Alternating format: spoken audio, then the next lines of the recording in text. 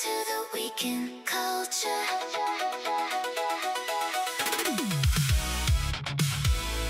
Welcome to the weekend culture.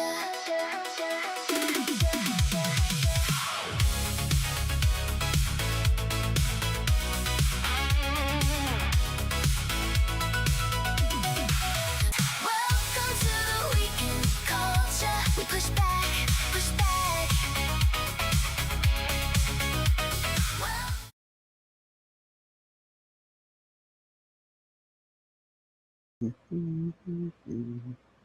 John, you're gone. Why'd you disappear? What? Your camera. Your Huh. camera turned off. Weird. I mean, we can hear you, but we can't see you. Hello, everybody, and welcome. Oh, John dropped out now.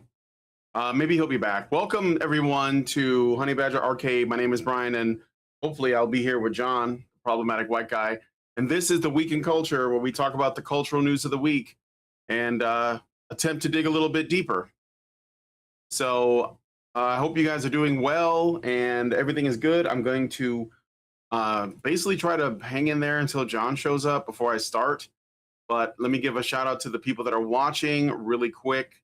Hello to Raging Rat, Mr. 0303, Deadly Do Right says nice intro. It's okay. I kind of you know, I wouldn't say it's a rush job, but I'm working with very limited tools. So I'll just put it that way. You know, I don't have a lot of money to work with, so I got to like try and get all of the free things that I'm able to, because I can't afford to do anything fancy. But yeah, it's not bad. It's not psyop anime. They're awesome. But yeah, John will be back hopefully. Up there he is. And let me see. Yeah, nobody can hear you right now. Hold on a second. Let me plug you in first. Maybe I have to do it. I have to do this over. So give me a second. No, you're good. You're good. What was it? Your internet that went down?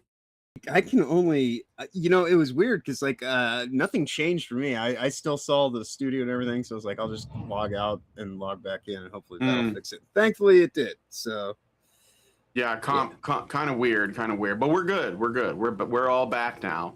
So anyway, yeah, I was just doing a little intro. So once again, thanks to everybody who's joining the stream. It looks like we got a stronger Rumble presence this time, which is also nice to see.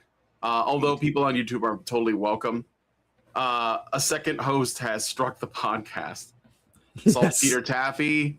Hello, Toasty with the Mosty 69. Yeah, so we have a lot to get to today, and I have a hard out at no later than 1. I'd like to get a little bit before that because I have to meet with another client about another project that I'm working on.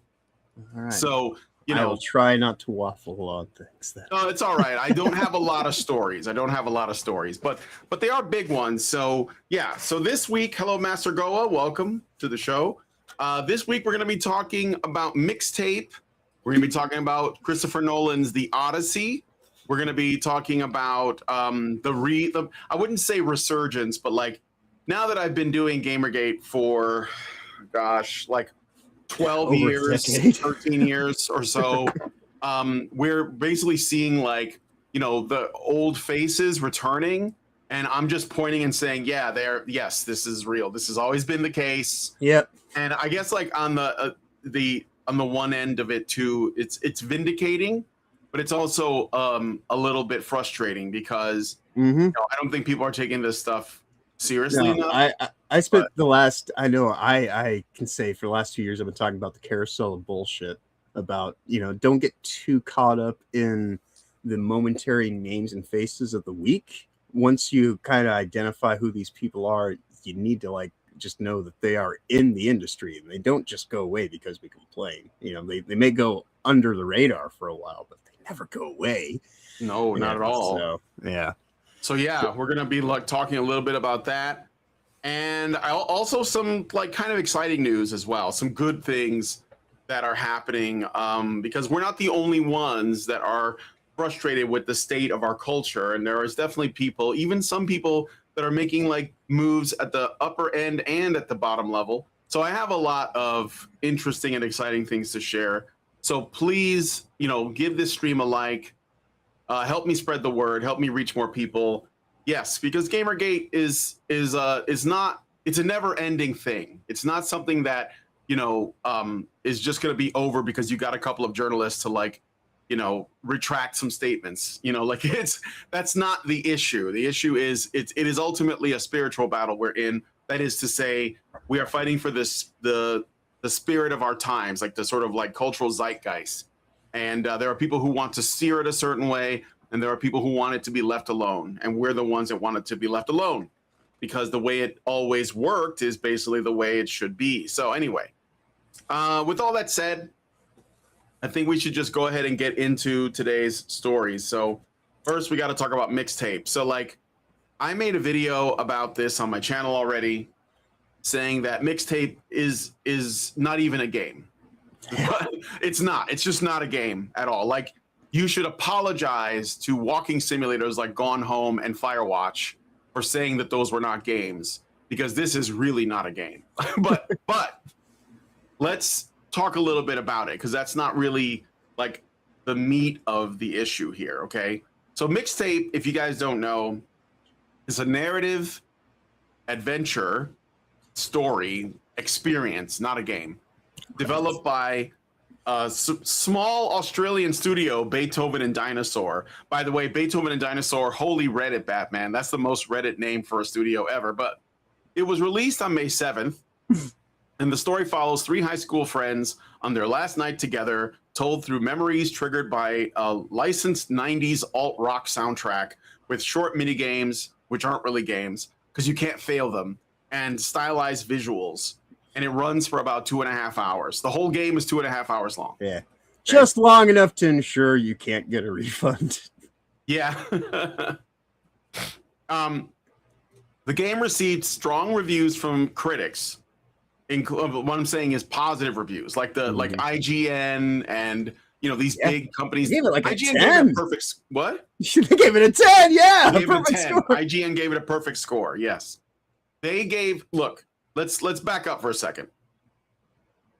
IGN gave, I think Black Myth Wukong got like a 6, and Crimson Desert got a 7, and this game got a 10. So like, right, that's like it was like a Rotten Tomatoes score. It was like exactly the same. I have figured it out. They are quite literally adding diversity points to these scores. They're adding what? Diversity points. Absolutely. Absolutely. I mean, they are literally just saying, "Oh, well, diversity points +2, +3, whatever." And I'm sure some of these games have diversity points that would make them even higher than a 10. But 10 is just where they set the max. So. Yeah. So the game's like 2.5 hours long, and again, it got lots of praise. Well, I want to get into a little bit of like some of the myths behind it being like this indie title that organically just rose to prominence out of nowhere. Like, all of that is bullshit. But before we do, though, you can just watch the game on YouTube. It's like I said, 2.5 hours long. There's a great channel called Sirocco that does basically they do playthroughs of games. Most of the time they look at really good ones, like Bloodborne and stuff. And they will have it with no commentary, and you can just watch it. And they did this game. You can just watch the whole thing. Because literally, like, the mini games, essentially the gameplay loop is you're in your room and you walk around and you interact with objects in the room, and your two friends are there, and it activates a memory, which activates a mini game, which you cannot fail at. So it's a mini game that isn't really a mini game, like, because if you fail it, it just moves you. If you do something wrong, it just moves you back right before you made the mistake. So make sure you get through it, right? And you can't control the outcome. You don't make any decisions.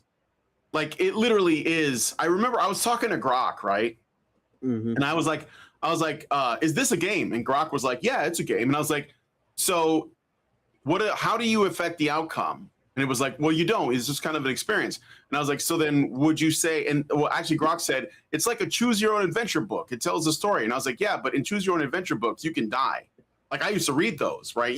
Like, you can make the wrong choice and it'll kill you in the book, right?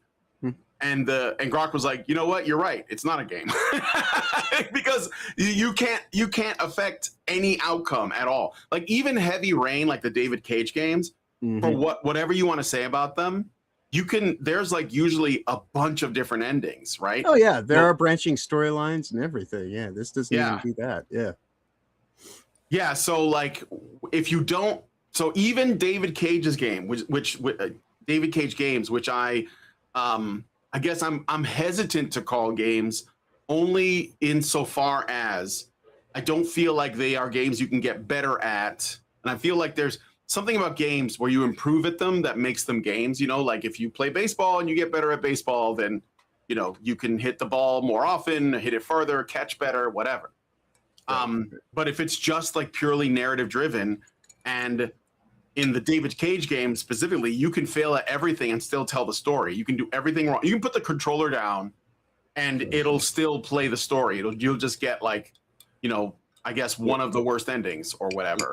You know? I saw quite a few people who demonstrated that bit by just starting a video, showing their controller, and then just getting out of frame and then coming back like 2 minutes later while the game section just plays itself out. There's like, there you go. That's the game. Yeah. So, you know, like what I'm saying, even narrative adventure games like David Cage games are games compared to Mixtape. Even walking simulators, like I mentioned, they at least, you know, there's, well, I mean, they're barely games because like they also don't, I think that Gone Home, for example, always has the same ending. Maybe you'll find like a secret area, but it doesn't change anything. Right. But this is less than all of those things. It literally is a soundtrack. It's like a giant, like 2-hour music video, anthology, sort of, you know, and that's it. That's the whole thing. And the thing is, when it comes to like one of the things I've seen, and I did say this in my video, but I'm going to reiterate here. People were saying that, well, at least it's not woke. Me being that, you know, it doesn't have like DEI characters in it. It doesn't have like, it's not taking a stand, you know, politically on anything. They're not like talking about, you know, Palestine. They're not talking about capitalism. They're not talking about racism or white supremacy or patriarchy. So therefore it's not woke. And it's like, yeah, but. Hey, right. Well, that's modern day woke. This is woke set in a non-woke era, you know, so they found a way to still get that shit in there, even though, because this is talking about a time in the 90s, people that we're both well worn in terms of our experience in this world, and I think both of us remember the 90s from beginning to end, and this is not that. Well, what I think makes it woke is not of the surface level identity politics stuff. Right. It's rather a couple of things. One is the main character is the characters are all just like hedonists, immature, childlike hedonists that just want to like, you know, be like free man and like do drugs and like have, you know, premature sex and stuff, which is really weird. They have that, you know, tongue wrestling simulator in the game when you're playing like underage characters. Is a bit of a that's a bit weird. It's a choice to say the least. The game is not marketed to kids. Like I was talking to Lindsay about it, my wife. Right. And she was like, "Well, what if it's for kids?" And I was like, "No. This is like this. They have foul language in it. It's like I don't know what the rating is, but like you know, the themes are not for children, despite the fact that the game features underage teenagers, right?" So, yes, but intended again, to be nostalgia bait. Yeah. And I'm not condemning that per se. Like, I don't think that's the worst offense. Right. But I think that the way that it's woke that people underestimate, and this is actually the most important way, is that it undermines what a game is completely. Like, it basically says, well, what even is a game, bro? Right. And so, in a way, it's trying to set a new bar for what qualifies as a video game, which is essentially taking control away from players. And I've been seeing that creeping into gaming for a long time. I remember when Gamergate started, right? I used to hang out a lot with this YouTuber named Sour Grape. And she was a friend of mine. She lived in the area when I lived in Chicago. She lived in Illinois, but like kind of out in the burbs. and we hung out a couple of times, and I would like hang out with her on her streams. Now she's like a VTuber named Sawa-sama, I think. Very funny girl. She's great. But she and I would look at indie games like on itch.io of like hopeful game developers, and they were like the woke games that from people who weren't in the industry yet. And so they were like, you know, feminist simulators, trans simulators, things like this. All of them very simple because we're looking at like people that were learning how to get involved. Right. But almost all of them had no, like you had no agency. There was one, it was basically about like sexual harassment in the workplace. Not kidding. And all you could do was sit there at your desk as a woman, and then like, you know, men would come over and make comments or like make passes at you, or hit on you, and you just had to endure it because it was supposed to teach you, you know, about, and we were both like, but this isn't even a game. Like you can't do anything. You're basically just like an object. Literally, they make you into the object so that you can feel like an object. And we just thought it was retarded. But now those people are making games. Like they're making games that then the journalists come out and give 10 out of 10 scores to. So that's like where we're at now. You see what I'm saying? Right. Yeah. It reminds me of the deconstruction of the superhero. It is. It's the deconstruction of what a video game is. Exactly. Right. So yeah, they're trying to undermine the whole capacity of people learning pattern recognition. Would be one of my main, you know, kind of hypotheses of what all this stuff is about, is just because a lot of their struggle that they've had in the last 15, 20 years, they've been setting this stuff up to implement it and, you know, go into this area of media and turn it into everything else like they do, homogenizing it with bullshit and, you know, messaging and all this kind of stuff. And yeah, that's exactly when you talk about what is the wokeness, it really is kind of, you know, it manifests in various ways, you know, through the checkboxing, the diversity hire kind of stuff. Those are the manifestations. But yes, the deconstruction of the thing at the source, that is kind of like, that is one of the coal cars of the train that is you know, diversity that's just barreling down the tracks into the game industry. So yeah, it's one of the main motivators in all of this.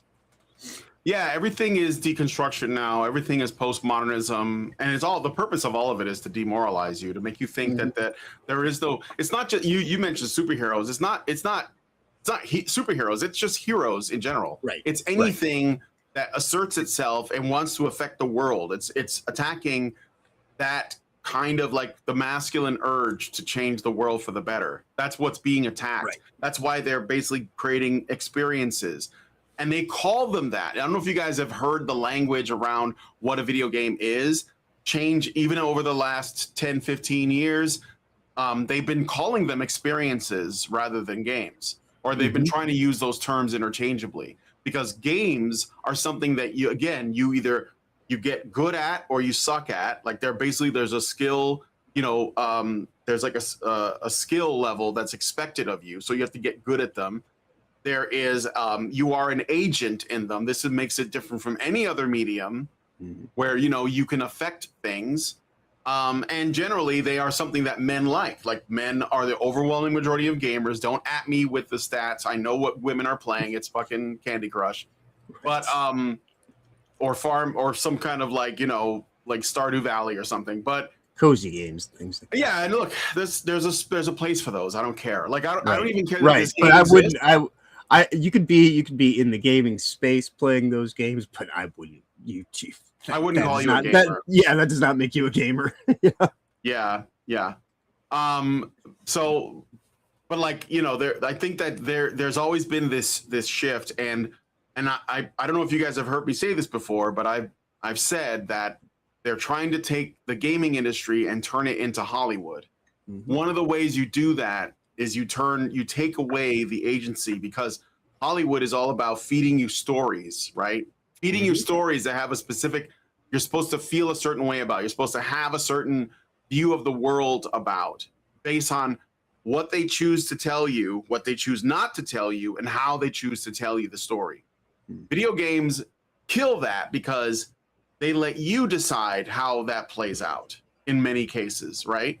And the ones that men like to play often involve their protagonist doing something to affect the world and change it, most of the time for the positive. Like whether you are, a ninja defeating a bunch of demons like in Ninja Gaiden, or if you are Alucard in Castlevania Symphony of the Night, you're going to defeat Dracula, whatever it is, right? Link, think of whatever the game is, doesn't matter.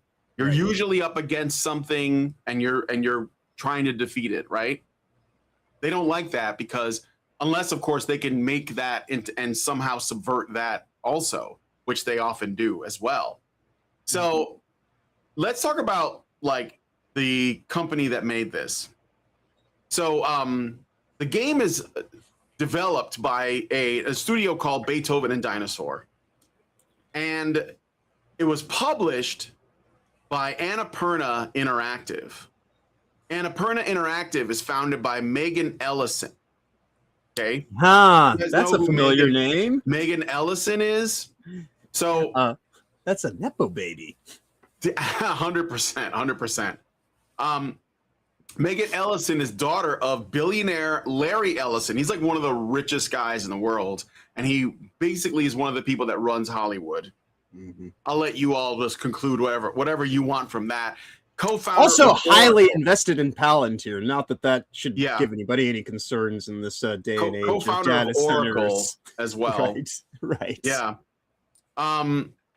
And yeah, I mean, like the game also received about I want to say just under $100,000 from the Australian government. So this is basically Pathways Australia.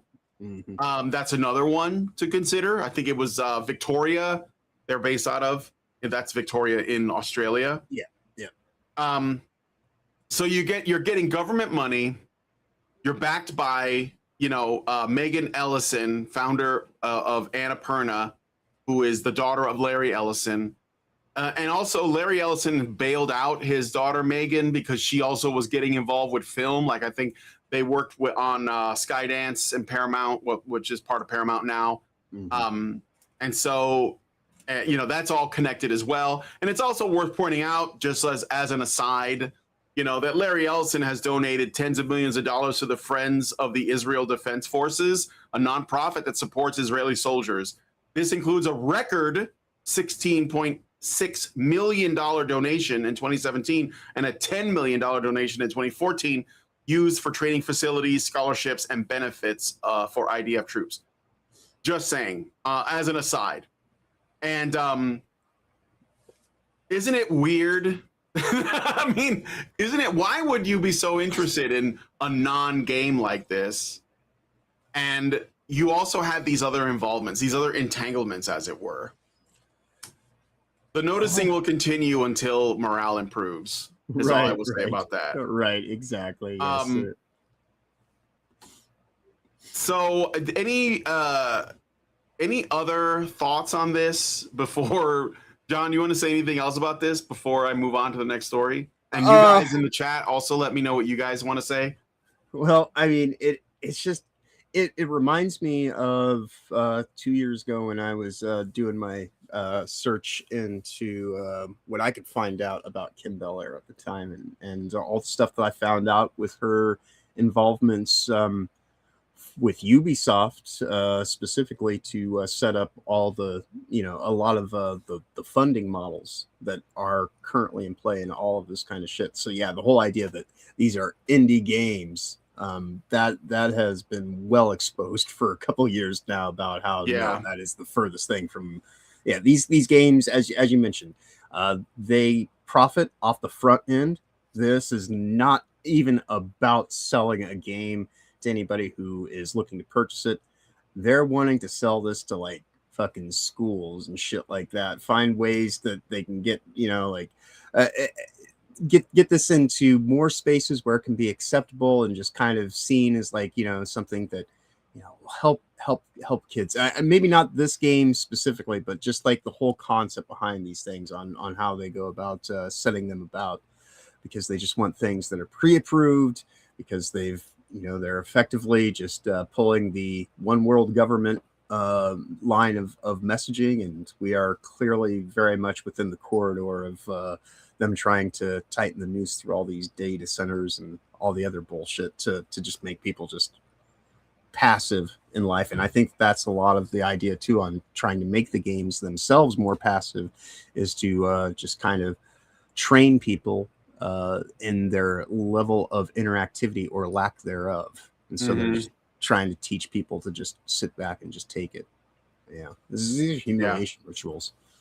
Yes, it is. It is exactly a humiliation ritual, just like the other things we're going to get into on the show today. So, well, I guess what I would say is, if you come across people claiming that Mixtape is not woke, let's just remind them that, like, if you attack what a video game is, like what the concept of that is, full stop. Even if people enjoy it, like if you enjoy it, like if you're somebody who's like, oh, I like the trip down memory lane, I liked experiencing this kind of nostalgia, whatever, that's fine. But don't tell me it's a game. That's like, you know, pissing down my back and telling me it's raining, as the Brits like to say, because it's not a game. Like it can be, you can like it, I don't care, but you don't need it to be a video game.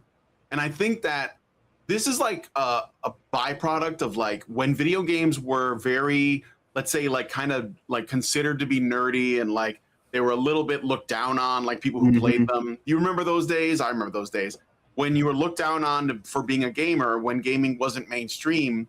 And there were people in the industry that really badly wanted to be validated. They really wanted, you know, gaming to be taken seriously. Well, guess what? Here we are, and this is what's happened. So now you're going to get the video game equivalent of Oscar bait, which is what this is. They made this so they can win, like, the GDC awards or whatever they give out, like the game awards with the Dorito Pope. It's probably going to get nominated, if not win an award. And the reason why they do that is so they can paste it all over the box art, or at least, like, you know, the place where you digitally download it, you get the license for it, as an award-winning game to sell more, just like they do with movies. They literally say this movie won an Oscar because they think, and it probably is true to some degree, that when something is nominated or wins awards, more people want to watch it because they want to be in the cool kids club of people who like to watch high quality, highbrow content. So they go do that, right? Yes, this is entertainment for overeducated idiots. And speaking of GDC, just as a little side note, the GDC Vault for 2026 sessions has just gone live. So if you want to go do a little bit of research into all the weird fuckery that went about in California a couple months back, they do have a good chunk of it available to watch for free now. Oh, okay. I'll have to look at that later. Yeah.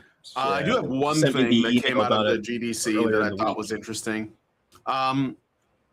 But yeah, so if you come across that, just remind them that, you know, you can like it if you want to, but don't call it a game. And remind them also that if you subvert the very definition of what a game is, then you are contributing to the problem, because it will get to a point, at least in like the studios that are willing to do this, where games will take away more and more of player choice. And you've already seen that in some ways, right? This is why, like, a lot of people are going back to play older games, because older games actually give you more freedom in a lot of ways, you know? Yeah. They kind of had to. They didn't have the internet to sit there and fucking monitor every little fucking thing that you do and listen, you know, with their listener bots, just data tracking everything. Yeah, for sure. So so that's the thing about Mixtape. That's why it's doing so well. It's being promoted. It's not doing well. It's not selling well. we can look at those numbers later, but yeah, it's probably. Oh, and did you guys know that in order to, I guess, guarantee they were going to get really good review scores, they sent like crazy care packages. So this is like how I'm going to debunk the idea that this is an indie game. Well, there's a couple of reasons. Yeah, one is the massive care packages, which came with like CD player, a bunch of swag, and the game to like, and they just totally dressed it up as like a retro thing, right? Right. And also the fact that they were able to afford the fucking licenses for this, like it doesn't even have a streamer mode on it. Right. This is like, so, you know, what I have the Guardians of the Galaxy game, okay? And in the Guardians of the Galaxy game, which is a pretty good game, by the way, I enjoyed it. for what it Mhm. was. The Guardians of the Galaxy game has a soundtrack of a bunch of songs from the 70s and 80s on it. Right. You can activate something called streamer mode, which essentially eliminates the songs that would get you like, copyright struck on like Twitch or YouTube, and it'll remove like a good chunk of the songs because Yeah, the they did the folks same thing in Cyberpunk 2077. Cyberpunk, yes, and I think Metal Gear Solid 5 has a bunch of music. I don't know if they have a streamer mode for that, but I think that this might have game- been before the days because that might have been before GTA, that. sorry, Metal Gear V is definitely getting up there in age. I think because it was coming out right at kind of the cusp of all the stuff Yeah, into fruition. But yeah, there are certain games that if they have a lot of licensed tracks, they'll give you a way to not have to worry about having your streams demonetized. But I think to me, the real insidious one here was already mentioned, the Ellison Group. This is a guy. He is a media mogul, yes. which means beyond just one form of media, all forms of media, and they all synergistically are aimed towards the same end. And so all they have to do is just go and put it in one of the agencies of his overall media network. And this is why you always see properties that come out always have great reviews. If for no other reason, it's because there's only a few people left in the world in this oligarchy that we're living in that actually have the power to motivate entire media networks, be it print, or audio, like on the radio, or video on TV, or what the hell ever. They have all of that, and so they're going to set about their agents to voice the agency of the organization. And so, yeah, the lack of agency is one of the most woke things that is in play in the world itself, because the very idea of who you are as a free-willed individual with free agency, that is the thing that is ultimately under attack. Yeah, and you can tell that's where the money is. Like, they were able to afford to basically make it to where you could just stream this game and you wouldn't get copyright struck because they paid for it. They paid for every song on there. So that just lets you know there's definitely like a lot of money involved with this. So let's take a look at what you guys are saying, and we're gonna move on to the next story. But yeah, definitely not an indie game. It's completely astroturfed, involving nepo babies and like IDF involvement, which is kind of interesting. So yeah, this is more of a corporate backed experience than any kind of independent game. Yeah, and not a game also. Like, it's the anti-game. It's the anti-game. Right. Okay, so let's see what you guys are saying here. Salt Peter Taffy says postmodernism is just fear of commitment. Yes, that's true. Good way to put it. Murder of Crows says passive consumption. Raging Rat says Hollywood is a zombie now. They want to make video games into a zombie. Yes. Well, so like nobody goes to see movies anymore, and they think it's because everyone's playing video games now, or they're on social media, or listening to podcasts, and that's part of it. But mostly it's because movies are shit now. So yeah, and I would just to your statement, it's not that they want to make these things into a zombie. They want to make you into a zombie, and these are just the tentacles that they're using to kind of wrap you up in, so that it's how you spread the infection. That's right. Norwegian says, "Who knows?" Master Goa says, "I hear they messed up the actual mechanics of how a cassette tape works."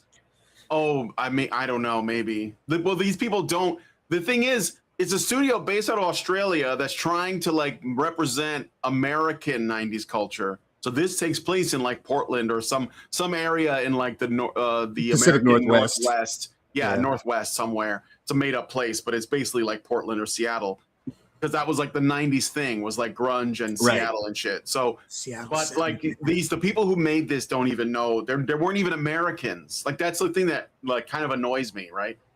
Murder Crow says it's a music video. Yeah, it's basically that.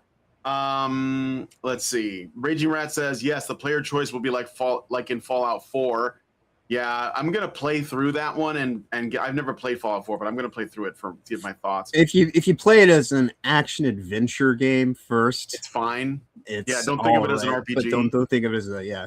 RPG. No, I know, because it was made by the guys that did like the Sniper Elite games, which are good games, but yeah. Okay. Murder of Crows says the CD player and headphones are worth over $300 retail. By the way, yeah, that again, he did spared no expense. You know. Mhm. Saltpeter Taffy says Mixtape's music licenses are apparently in perpetuity, so the game won't get delisted for copyright reasons. They must have paid a fortune. There you go. All right. Well, thank you for your comments, guys. Give me your thoughts after the show in the comment section as well. We're going to move on to the next story. So now we got to talk about the Odyssey. Christopher Nolan's The Odyssey. Oh, man. This is going to be a fucking train wreck. So The Odyssey is an upcoming film adaptation of Homer's ancient Greek poem, Not Really, and we'll get to that in a second, scheduled for release on July 17th. It stars Matt Damon as Odysseus, with Anne Hathaway as Penelope, Tom Holland as Telemachus, and Zendaya as Athena, Lupita Nyong'o as Helen of Troy, and Clemenstra, which is like, so she's playing two characters in a dual role, and a large ensemble, including Robert Pattinson, Charlize Theron, and Travis Scott as a bard. Elliot Page is also in the cast as an undisclosed supporting role. Yes. So highly suspected to be Achilles or the ghost of Achilles. Which so you might say there's been a little bit of backlash over some of these choices. Now, look, I'm sorry to tell you, if you're a Christopher Nolan fan, the guy is woke as fuck. I'm sorry to break your balls for that. Some people thought he was based because he gave us like the Batman movies. Specifically, was it like Dark Knight Rises, where the billionaire goes up against the communists? But again, the deconstruction of the superhero. Yes. So again, that's that. Well, it's not quite a deconstruction, but it is a disenchantment, which is arguably worse, because you're basically saying the thing about Nolan is he's a very he's a materialist person. He sees everything as, you need to have what's the word? You need to have an explanation for everything. Mm-hmm. So he did this with Batman Begins. Now, I like Batman Begins. It's one of my favorite Batman movies, but not because of all the stuff that Nolan did with explaining where Batman comes from, because I felt like he spent so much time on that. And I know why, because it's like he's dealing with an audience, and he himself, they believe that if something exists that sounds silly, it has to be explained in the most grounded way possible. Otherwise, nobody will buy it. And the problem with that, it doesn't leave any room for the imagination to wander. It doesn't leave any room for the mystery. It doesn't, it takes itself too seriously. Can you really take Batman that seriously? But he did. He tried to do that. Right. And I would put Disenchantment right up there in the whole, umbrella of deconstruction, because it is. Yeah. The removal of the mystery, that is one of the reasons why people enjoy film, cinema, stories in general. I could do a whole time won't allow for it today, but David Lynch, just looking to David Lynch, and that is how people go about making some visual art that just allows for you as the viewer to have an experience and take something away that he's not going to tell you whether you're right or wrong. Just allow things to be over the top and magical and wondrous. I love Clash of the Titans, and I mean, I think it's a good movie. I watched the old Ray Harryhausen. Jason and the Argonauts. Yes.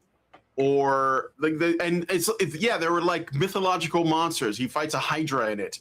And I mean, I feel like in the modern Hollywood, they'd be like, well, we can't have a Hydra. We have to explain that somehow. Let's just make it a bunch of snakes. And they just think it's a Hydra. Right. Which is hilarious, because the best example of a Hydra, the many-headed monster, is the very agencies that are doing all this fuckery in the system and creating these media networks of bullshit. So So anyway, he was woke, okay, and one of the evidences for this is that he went to the women's march, like he was there with the pussy hat wearers. That was like, you know, he supported that stuff. And I don't know if there's any Christopher Nolan fanboys in the audience, and it's, you know, if you're, it's cool. I like some of his movies. I think his best movie is actually like The Prestige. Oh, it's probably because it's an adaptation. Fantastic. Yeah, and it's before he became Christopher Nolan. It was one of the it was after his Batman movies, wasn't it? Or maybe one of them. Let's see. Definitely after Memento and following. Yeah, I'm trying to remember which one was first, but they were right around the same point in time, because that's the reason why. Yeah. Why he's in both movies. Because that's why Christian Bale is in both. And what's his name? Oh fuck, Alfred. Why am I forgetting his name? But yeah, that's why they're both in that. So Saltpeter Taffy says David Lynch should have made at least one children's film. What could have been? That would have been wild. So anyway, he actually Michael does Caine, have Michael Caine. Yeah, he does have Michael one Caine. that does. Yeah, he does have one movie that can function as a children's movie. It's called the Straight Story, and it's about a guy riding on a riding lawnmower across country. It's probably like the most approachable thing he's ever put out, but even still within that, there's kind of like the whole. You know what? I'm not going to get into a David Lynch rabbit hole right now. So. Yeah. No, let's not. Okay. But, yeah. So anyway, firstly, yes, he was woke. That's just like that's not debatable, and it likely influenced his his decision making through this film. The other thing is the casting problem. So let's get into the casting. We have to, like, the elephant in the room, the big black elephant in the room. Well, not really big, but so he chose to take the most Helen of Troy, the most beautiful woman, so beautiful, she was like the face that launched 1,000 ships, right? She was the reason for the war, and cast Lupita Nyong'o to play her. And she is the reason for the war. I'm not saying she's not attractive, but she's like African as fuck. Like it's bait. It's got to be bait. It's got to be specifically rage bait to get people angry in the hopes that the controversy will sell tickets. I can't think of another reason to do it. That and they completely undermine the point of the story by going and changing to where she is both sisters because they're twins. So if they look exactly the same, why the fuck are these people fighting? Like, you know, it's like, oh, we got. I know that's also wild. Like, I thought she was supposed to be exceptional in some way. Right. I even looked into it. Like the sister isn't supposed to look the same as Helen. Right. Like she's just a sister. Like she's just another person. That's the whole point of the battles and the war is, you know, like this desire for the most exalted, you know, object, in this case being a person, you know, but that was like supposed to be the thing, is like these kingdoms are fighting over this woman because she's so precious. Yeah. And there's no excuse. Like there are this is the thing that I don't know. Some people have said, and I think it's a ridiculous argument. So don't assume that I support this as an argument. But some people have said that they are casting these people because they are more well-known faces, and you need like familiar faces to sell tickets, right? Like, Tom Holland, right? Zendaya as Athena, or at least we think it's Athena. Some people are saying it's not. We don't know for sure, but I think it's generally accepted that she's playing Athena. I don't think there are gods in the movie though, because the thing is, I feel like it's going to be disenchanted to the extent that the supernatural stuff is going to be downplayed in some way, or there's going to be like some kind of like scientific materialist. Oh yeah, you'll be having to like take like some kind of incense, you know, kind of thing to have these spirit walks or some kind of crazy shit. They'll love to make everything like. And even if he did leave that stuff in, there's a lot of other issues. So we have problems with the casting, like I mentioned, Helen of Troy.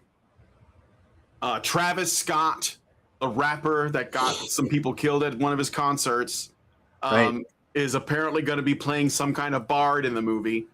And You guys heard Nolan's reasoning for that. The reason why he put like a rapper, like a mumble rap tattoo face guy in the movie, as opposed to, I don't know, any Greek actor, any one Mediterranean that can act. Well, don't you know that rappers are the bards of the modern day? Yeah. Like, oh, you know, it's an oral poem, so it's basically rap. It's basically the same thing. This is how we ended up with Gladiator 2. How old is this story? Like 2000 plus? It's like 2,600 years old. It's older than our tracking and Nolan is like, time. I know how to do this better than Homer did. The arrogance on these people is insane. Like any modern writer or screenwriter, director, anything, if they're gonna adapt a fucking classic, they should have so much reverence for the people. Like, how many stories do you think have been told since Homer's Odyssey that no one remembers because they weren't good enough? And and this one, out of very few stories, have managed to stand the test of time to today. Like one of very few, if you think about it, you know? Oh yeah, well, it's like this weird arrogance of modernism, right? You know, like modern is always better. But you just go and look at, like, say look at a Pizza Hut from 1990s, or even a fucking McDonald's with their ball pits. That shit don't exist no more, and that was just 30 years ago. You know, that they've gone and made these overly sterile things. But then, like, you know, there's other examples throughout history when people used to build things. They used to be built as, like, you know, these sites of just majesty and wonder and just accomplishment and actual dedication of craft and mastery, and, you know, people bringing their best. And so, like, just a simple water tower will look like a fucking, like, you know, fortress, you know, or something fucking amazing that's just like, you'll be awestruck. And then now everything today, they just they get rid of all the flavor and taste and the what the hell ever. In the name of diversity, everything becomes muted and beige and pasty. You know, it's just, nothing can be good. It all has to be able to be explained away and just easily approachable. So Travis Scott is gonna be in the movie, a fucking rapper.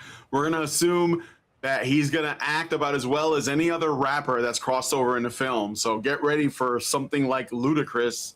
I don't know. Like, I mean, I like Ludacris, but I wouldn't want him to be in the fucking Odyssey. Then you have, like, people speculating about Elliot Page. So Elliot Page is in the movie. We've seen her in the trailer. And I'm gonna just say her. Sorry. Yeah, I've seen her in the memes, which are even better. Yes. I understand that she did, like, try to get the part of Achilles. We have, like, a clip here of the attempt. So let's take a look at this really quick. All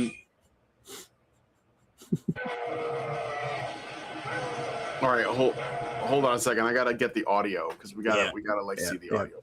So you gotta get it in its full glory. No, it's fine. All right, let's do this again. This is the screen test of Achilles with Elliot Page. R.I.P. headphone users.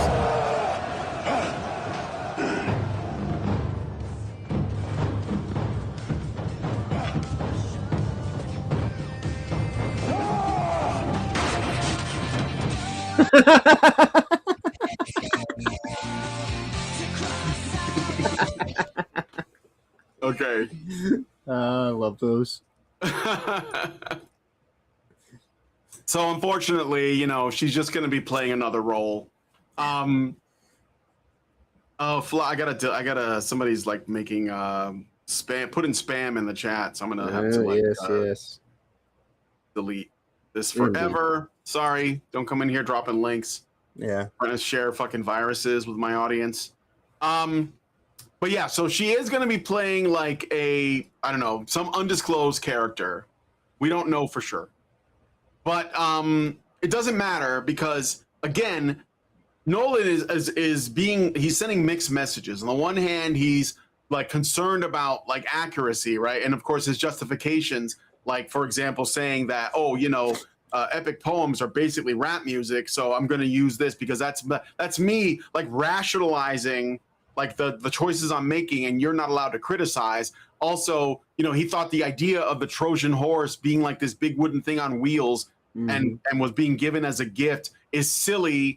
So he does it another way where like the Trojans find it in the water and they just pull it up on the beach. This is what I'm told. So he changed the Trojan horse too. These are completely arbitrary decisions made by an arrogant asshat, in my opinion. That's basically saying, I know what the story needs more than fucking Homer or any of the people who basically like, honored his work from that point on. Right. Because even though Homer didn't explicitly describe the Trojan horse as being on wheels, he didn't go into detail on it. The artwork of the Trojan horse being something on wheels is like 2,000 years old or more. Like, I think it was like 500 BC is like the earliest artistic depiction of the Trojan horse. Right. Why don't we use that? I feel like that's kind of like a solid reference, a 2,000-year-old piece of artwork. I don't know. Call me crazy. Right. I think that if it's withstood the test of time, we should probably use it. But on the other hand, he cast like Naputa Liango, a fucking like African woman. I think she's Kenyan. She's like super dark, to play Helen, which is completely the opposite of what's written in the poem. And she puts like John Leguizamo in the movie. And also, what was the other thing they did? Oh yeah, and Elliot Page. I don't care what role she plays. I know it's going to be a dude. That's already wrong. Like, I'm sorry, Elliot, but you fucked up. You probably shouldn't get roles anymore if they don't involve you like explicitly playing a trans man. Right. Well, put her in the movie and pretend like that's not happening. Right. So and with what you're talking about, what it reminds me of is kind of like the commodified, homogenized food product industry, right? Where you go and you take things that were once based on something whole and substantial and, just nutrients dense. And then you just go and say, oh, but no, we just need the flavor from it. So we're just going to use an artifact and we'll just call it an artificial flavor, and we'll fill it with so much other fillers and bullshit and dyes and all the other stuff that's absolutely not essential, but we're going to market it to you as if it were a whole food, even though it's a food-like product. And that is this movie trying to tell you that it's an apple pie and not like one of those fucking whatever the hell they make at McDonald's to pretend to be one. Like this is not a masterpiece. This is a masterpiece TM. Like this is just something that mimics things of the past and is just trying to use artificial concepts, to get all the other shit across. But if they go and they just put it on the wrapper and they make that nice and presentable, then it doesn't matter what's on the inside is all terrible and not what you bought this for, because they were trying to sell you something, not give you nourishment. And so that's exactly where I see this movie is just the same kind of thing, where it's like it's taking something that is supposed to be, it's kind of like, like healthy plant-based meat, right? That's made of all this synthetic fucking stabilizer bullshit and everything like that. Made in a lab. Right. And it's like somehow being marketed to you as actually being healthier for you when it has absolutely nothing to do with biochemistry and the way that things actually break down in your body, because it's been artificialized with all these weird fucking stabilizers and shit. This is just more of that in visual form. So it's gonna be trash. I'm sorry, I'm not gonna watch it. But you know what? It'll probably make money because he won awards for Oppenheimer, and they're gonna be able to use that to market the film. I didn't watch Oppenheimer, didn't really care. It probably was really slow and boring. I haven't watched Nolan for a while. Like, I didn't watch Tenet because I didn't feel like being confused. Interstellar was just kind of like, it was okay. I think the last thing I kind of enjoyed was Inception, but like when I look back on it, I was like, this movie kind of has his head up his own ass. No, I would say the only ones I enjoyed was The Prestige, Batman Begins, Memento. The Dark Knight is fine. I think that there's a lot of like the Joker is basically a superhuman being in that movie. Like he teleports around. So it breaks the immersion for me. but I like Batman Begins and Prestige. But I think he's just a mid director. Like there's some stuff I like, there's some stuff I don't like. But he's basically like Hollywood's golden child right now as far as people go, because a lot of the classic guys like Lucas and Spielberg, they're getting up there. They're not able to produce like they used to. And I think Nolan's all they have. So, but what do you guys think? Do you have any Nolan movies you like? Do you think he's overrated? Do you think that I'm not giving enough credit? Let me know in the comments. So I just think he's just like, this is going to be trash. And I'll sorry to burst your bubble. I'm about to kill a sacred cow right now. I also did not like the 2004 movie Troy either. I did not like it. I thought it disenchanted. Yeah. It was the Iliad really, but it disenchanted that as well, because again they went out of their way to make a movie that was like, all the mythological stuff in this story, we're gonna remove everything and explain it with like logic and reason. We're gonna kill this movie. We're gonna destroy this movie with facts and logic. Right. And that's what they did. Yeah, this is a more overt form of what they were doing in Troy with the stuff that I was just talking about like. Well, it was just that was as far as they were able to go at that time. Right. Like, sure, the cast had a lot of white people in it and all that, but it's irrelevant. Like, Achilles was not actually immortal. He was just a really good fighter. And when he died from a bunch of other arrows, but one of them happened to be in his heel. And the implication is, look at how these stupid primitive Greeks, they must have come across it and said, that was the only way he could die. Like, it was like setting it up so that the myth was created after the events. And maybe Troy was never trying to do it. But I personally would have preferred, when I saw it was coming out back then, I wanted the Iliad. I wanted that adapted. I wanted the gods arguing with each other. I wanted monsters. I wanted all of that. And they did none of it. They basically tried to ground it in reality. And I think that that's a mistake to do in general. Like, in my opinion, if somebody wants an adaptation of a myth, they want the myth. They don't want a realistic interpretation of the myth. So in my opinion, Troy was also a disappointment. I think this is going to be worse, but Troy was not great. Like, I did not enjoy that movie. My wife bought it. I don't know why she did. She bought it because she thought it was going to be like Gladiator. Okay. Right. Gladiator's fucking great. Gladiator never tried to be mythological though. It was it was grounded, but it was a story that wasn't based on something that would create expectations of something mythological. Right. So it did a good job of what it was. I think that what we see with stuff like this, obviously, like, these are the projected manifestations of people who don't actually give a shit about the thing. So they have to find their way to even understand it and comprehend it as something they should give a shit about. And the only way for them to do that is to over-explain it away to where anything that would be mystical or magical or somewhat just kind of inspiring and, just beyond the rational kind of explanation of reason way to tap people into being immersed in a story. And they're like, no, can't have any of that because, everything has to be just pedestrian and mundane and you're not capable of anything unless you're, and so they just explain it all the way through, the demystification to dismantle the system. Yeah. Yeah. Now for the worst part about Nolan's movie. The worst thing, the most, let's say, frightening harbinger of why this movie is probably going to be bad. It's not actually based on Homer's version of the story. It's based on an English translation by a feminist named Emily Wilson, who basically she was the first woman to do an English translation of the Iliad, or the Odyssey rather, the Odyssey.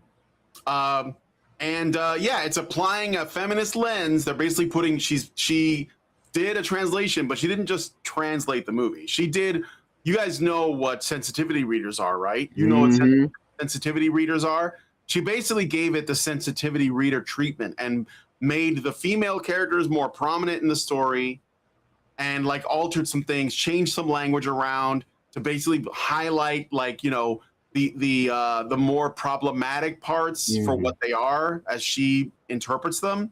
So that's actually what's being adapted. She applied her understanding of media literacy. Yeah, because we're all that's right. too. Yeah. So Emily Wilson is the person responsible at the end of the day. She is defined on Wikipedia as a British American, so it's the Brits' fault again. Classicist, author, and translator. Professor of Classical Studies at the University of Pennsylvania. Her translation of Homer's Odyssey became the first by a woman into English verse. Her translation of the Iliad was released in 2023, but this is the Odyssey. It is the Odyssey. I know some people saying this is the Iliad, but all the stuff involving the horse and whatnot is in the beginning. I think it's all front loaded to set up the Odyssey. Why did they spell vandalism like translation? Because that's she didn't do any translation. She did vandalism of the word. Mm-hmm. Yeah, it's cultural vandalism for sure. Yeah, for sure. So yeah, that's another really important detail is that Nolan isn't looking at like the way that the Odyssey has been translated historically. He's looking at the way that this specific woman chose to translate the story, which is through that lens, and he is adapting that. Right. So what we're actually saying is not where simping gets you. This is where simping gets you. Yes. This is not an adaptation of the story. It is an adaptation of the media literacy breakdown. Yeah. And again, there's other things you could pick at, like the armor is like a lot of the armor is like in the wrong type. I think that Metatron did a video on it. They call people daddy instead of father. The language is all modernized. And this is what another thing about this that really is like, I think you should find it insulting. These people don't think that American audiences or like Western modern audiences can handle like old-timey speech and operatic performances. They have no respect for you. Musical scores like this, like there's not going to be, they're going to be hitting gongs and synths for the score, and it's probably going to be like killing your headphones because Nolan likes loud noises. So it's I don't know, man. I don't know. This is going to be bad. It's going to be bad. I'm sorry, guys, but this movie's cooked. And I think I've said everything I wanted to say about that. So let's move on to the next thing, but let me see what you guys are saying in the comments first. So let's see. I'm going to read through a few of these. I got a super chat from Dark Kikimora. Thank you, Dark Kikimora, who gives us $10. Appreciate that. Here, let me give you a sound for this. How about this one? Destroy the child. Corrupt them all. And he says, anyone interested in a toaster NTSC NES as a donation to the Badger Cave? 72-pin works, but I have a Famicom now. 10 to 20 NES games, including a Somari Repro. Don't know how ironic this comment is. I don't live up in the Badger Cave, Dark Kikimora, so I hope you know that. The Badger Cave is in buttfuck Canada, in the middle of Saskatchewan, in a very small town called Kelvington. I'm like in Virginia, in the southeast part of the U.S., so nowhere near there. And but I appreciate that.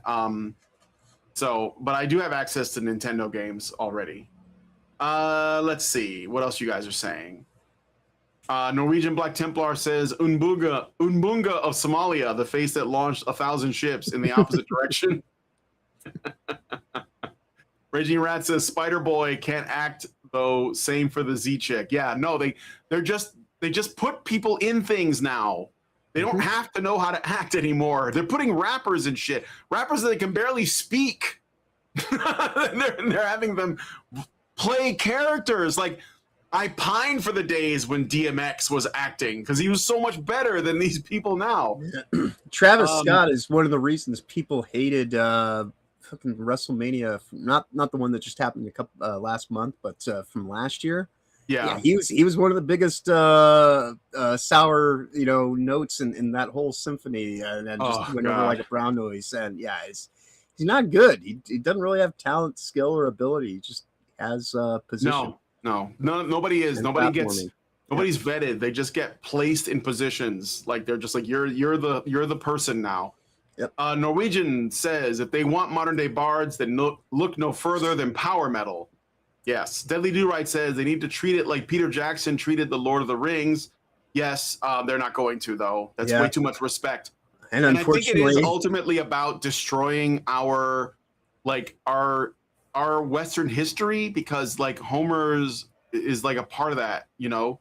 Yeah. So, and unfortunately, I think in future times, in the not too distant future, unfortunately, a lot of the reverence that we have for Peter Jackson is going to be undone by his own ineptitude, by just going back to a project that he should have just left the fuck alone, because now it's just going to be a product. You know? Yeah.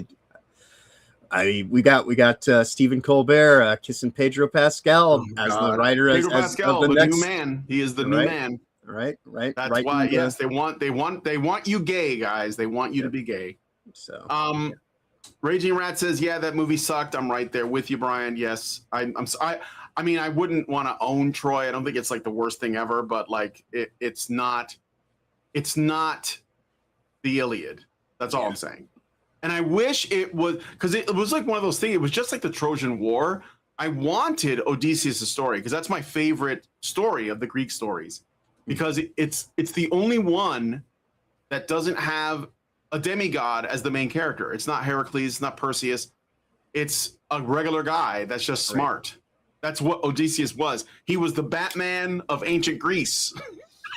So he didn't have superpowers or anything. He was just really smart and knew how to deal with things. And it was fun to watch him, you know, go through that. Yeah, he extols the virtues, you know, the values, actually, the principles and values of wisdom and discernment and rational, responsible thinking and you know, not being reactionary, not being you know, like so. Yeah, this is not what we're going to see. 100%. I'm sure he's going to be flawed, and there'll probably be a whole group of people around him making all of his decisions for him, and you know, he's going to get his ass kissed for this.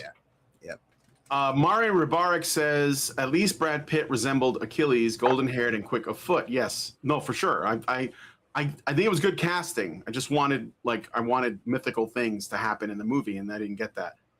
Botch TV says, it really disappoints me because the Odyssey is one of my favorite stories of all time. Side note, Gladiator is fantastic. Yes, I love the Odyssey. It is a great story, and it's also one that, you know, in terms of the pattern, it's been repeated many times. The journey home and all of the obstacles, you know, that like you come across. It's great. Ergo Proxy says, the saying about my grandfather rode a camel, my dad rode a car, I ride a helicopter, my children will ride a car, and their children will ride a camel. Well, that woman is trying to make it happen. Yes. Yep. Yeah, for sure. Mr. 303 says the Odyssey is the quintessential adventure. Yes. Then he says the old Italian swords and sandals movies were great adaptations. That, you know, that's what I was going to say. Like, if you want to see a better version of the Odyssey, actually one of the ones that's the closest is actually like a TV miniseries starring Armad Asante. And look, it's a lower budget because it was for television. It has some you know, some janky CGI in it, but it does have all of the stuff that you want out of that story. And Armad Asante, like, he is very good in it as Odysseus, and he's a good choice because he's an Italian guy. Like that's the best, the close. If you can't get Greeks, get Italians. I'm just saying, get people from right around there. Get some Sicilians in that movie. Get some Greeks in there, and you're solid, man. And there's plenty of attractive Greek women. I was going to say, isn't that the one, the version? It's got Isabella Rossellini in there. I think so. One? Yeah, fairly certain. And yes, yeah, I think so. I'll have to look it up, but yeah, I think that's the best version. And there's some Italian ones too that, you know, again, they may move some things around, but I think that more or less they get it right. Deadly Do-Right says, sent you a DM of Symphony X, the Odyssey song. It's one of my all-time favorites, and I think anyone that likes metal and this story will appreciate the song. Okay. Well, thank you for the Rumble rant. I will look at it later. I can't go for too much longer now, and I got a lot of stories to get through. So, but thanks, guys. Let me know what you guys think about this one in the comments. we got to move on to the next story. So, Anita Sarkeesian is in the news again. And what for? So she made a post, but apparently she's not on X. So she's on Blue Sky, I'm guessing. I would imagine. Yeah, I would imagine. On X from the 2026 Game Developers Conference in San Francisco. In her post, she wrote that she goes to GDC every year, did not take many photos, but here's some proof of life. One of the photos shows her with members of Sandfall Interactive, the French studio behind Clair Obscur Expedition 33. Yep. Now, this the post seduction triggered play is in effect. Yeah, this post triggered a strongly negative reaction on X in particular. Many people expressed concern that her association with the studio could mean she's involved with whatever their next project might be, or she's acting as a consultant or advisor.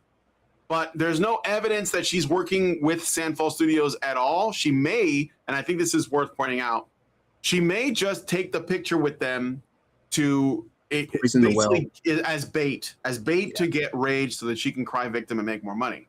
Right. So, because she's very good at doing that. I don't know if you guys know. I don't know if you know this about Anita Sarkeesian, but she's really good at milking victimhood for cash. Like she got to go in front of the UN and shit like that. In fact, there is a 4-minute long video of her at a private event. Let me just grab it really quick because I have it here, where she talks about this, and we're going to give this a listen right now. Hold on a second. Let me share this tab instead. Yep.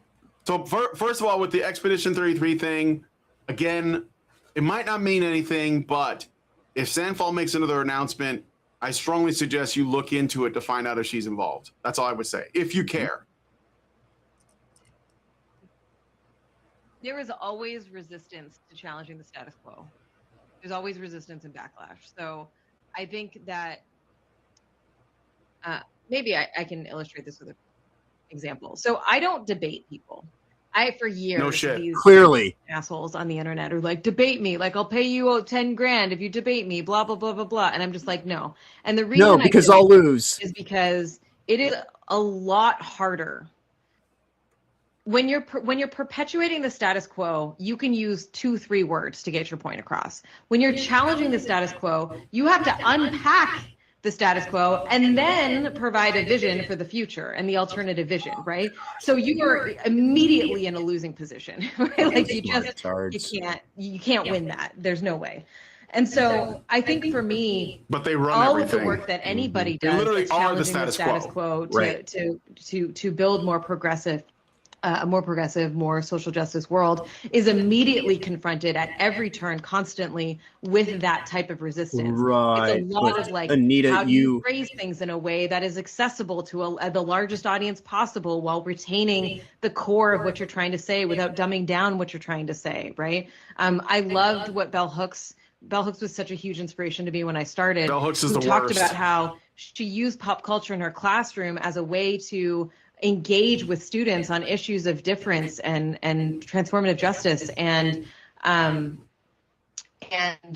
that she used accessible language, but she didn't ever reduce the she didn't ever like simplify what she was saying, right? It's not like she had to make her concepts and her theories less intellectual. She just figured out a new way to say it.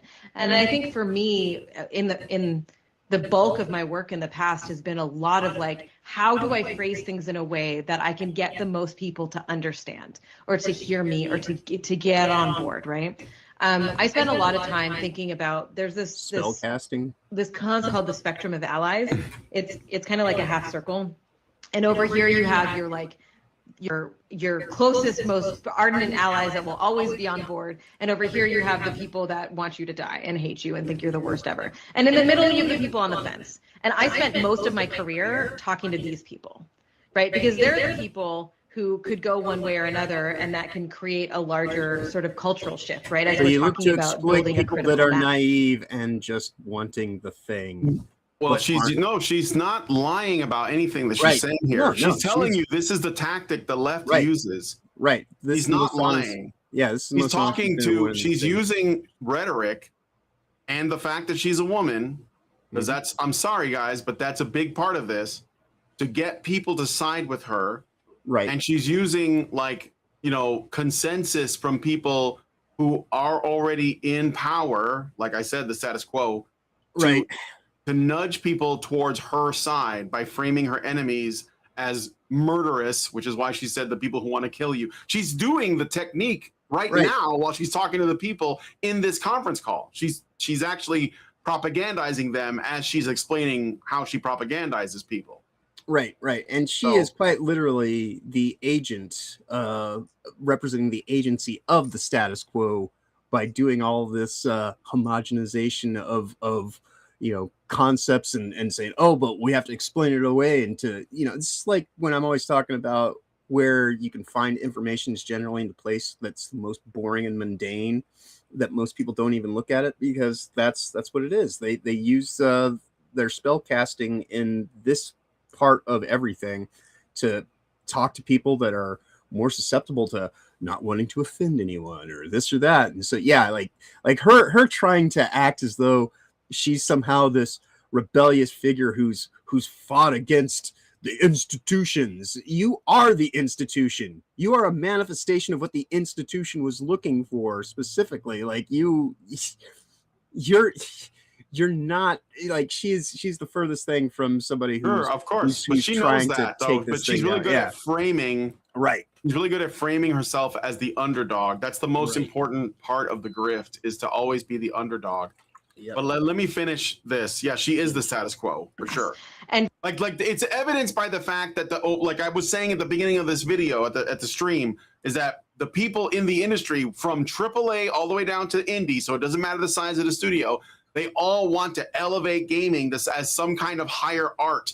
That's how you do it. You make it a political vehicle for leftism. Mhm. That's how you elevate it, right? You can't make it transcendent. You can't make it like, you know, like, I don't know, based on the ancient Greek philosophers or the Bible, because those things are regressive and evil. They have to be elevated in a way that is actually not transcendent. It has to be Right. something that is earthly and material, and in many ways, you know, just based in communism, essentially. So gay race communism packed in to all the video games.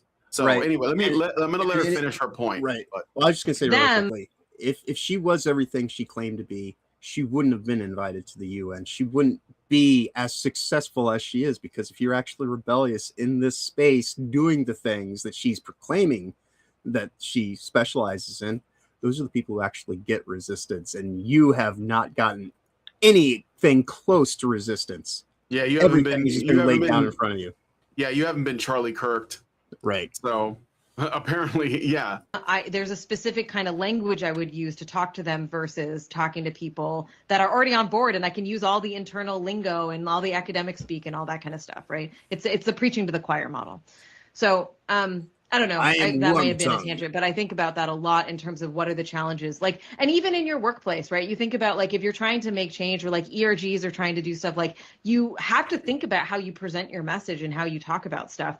And you also have to understand that people are going to find you when they're ready. So I you're want someone planting to seeds, take right? this video Well, and this turn is it really into good warm too. tongue. She's explaining that she plants seeds, and this is what, you know, this is how they work. They don't Right, have that's- to convince you in one go.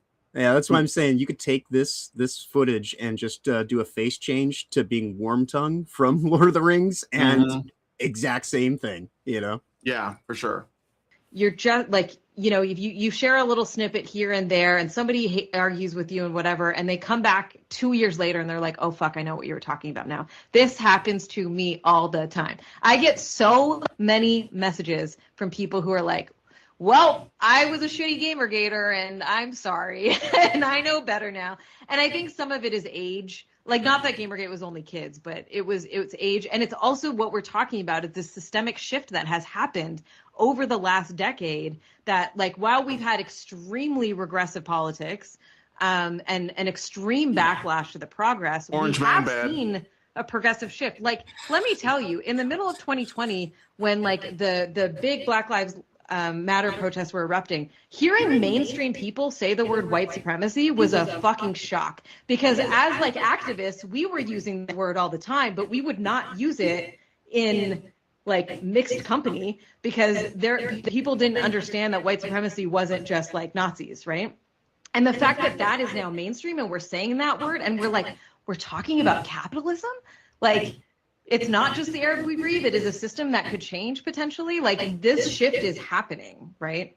And so remember, you're planting seeds, right? And even if you get frustrated, and even if you're like, oh, why don't you like whatever, there is an opportunity for them over time to come around and to see, you know, and be exposed to different ideas. Especially when we limit their capabilities in life and the only options they have are the ones we put in front of them.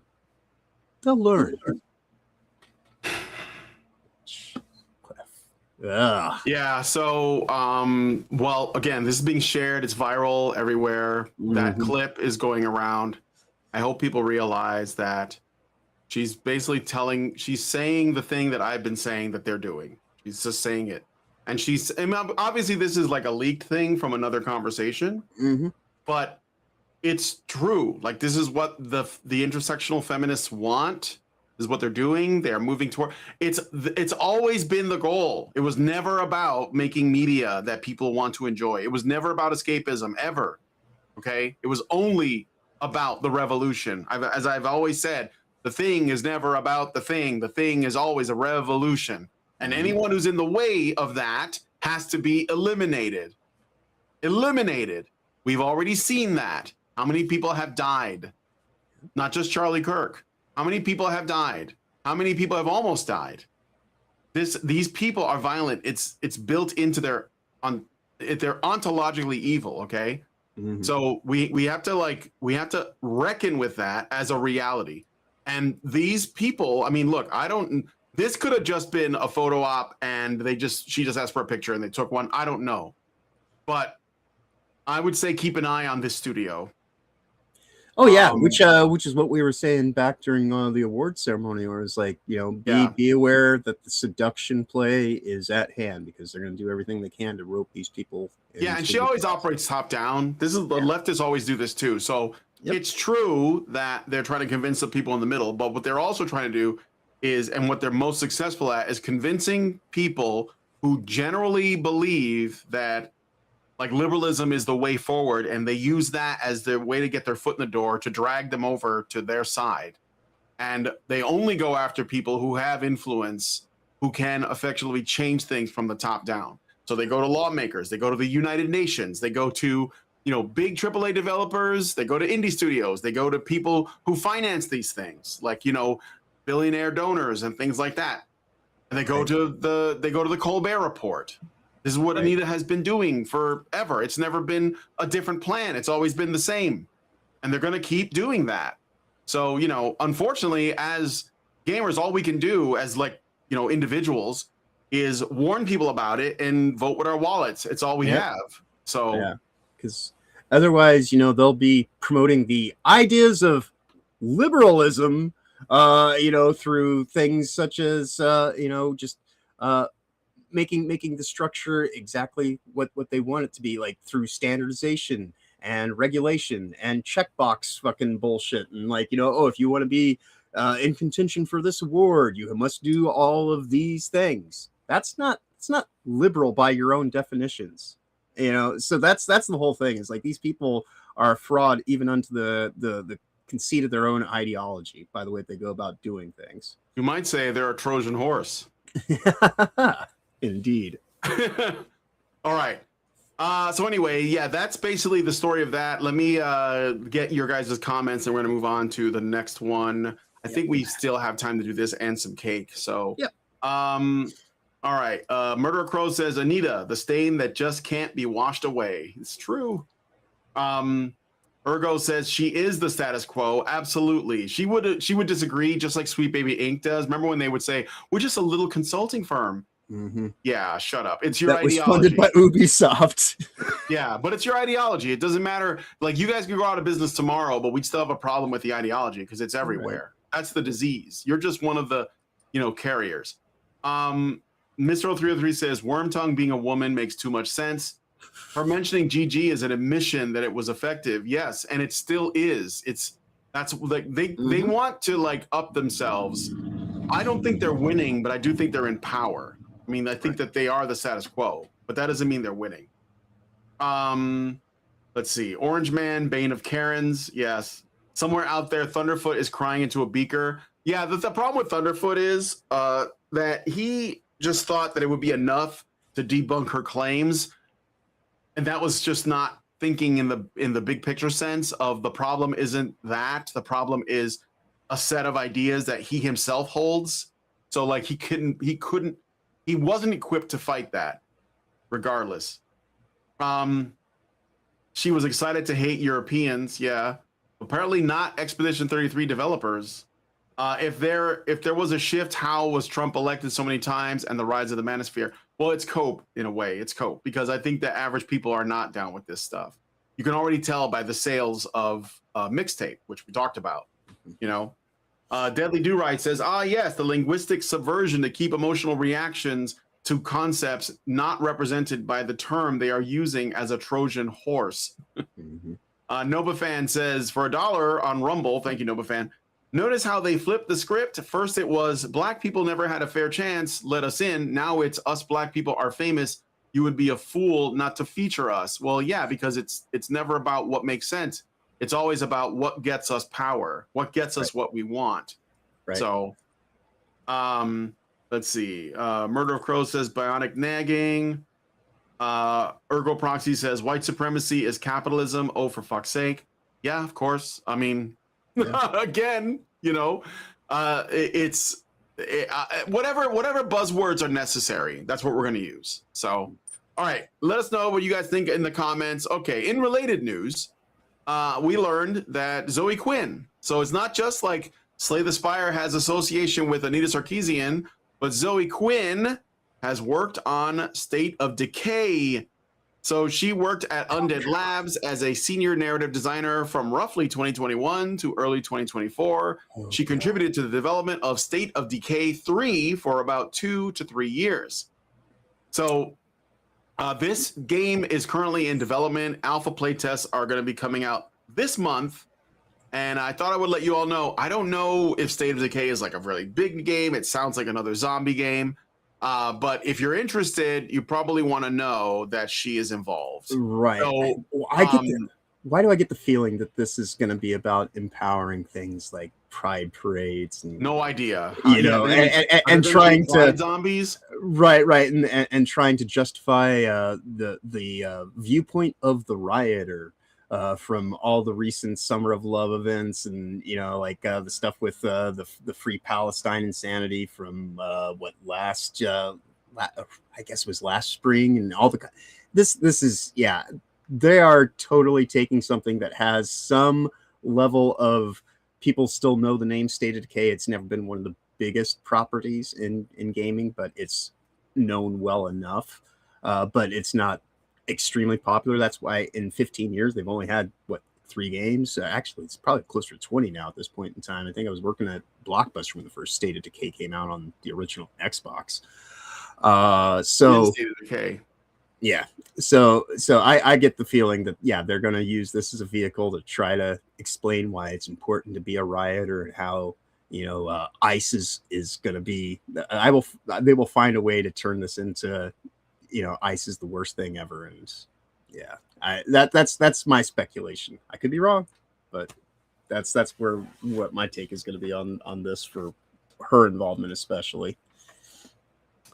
Daily reminder that Zoe Quinn falsely accused Alec Holoka, or at least like accused Alec Holoka without any evidence, and did not file a police report of raping her. And it alienated him, not just from all of his friends, but even like family members. And he ended up taking his own life out of depression. And he was an indie dev. So just reminding everybody that happened.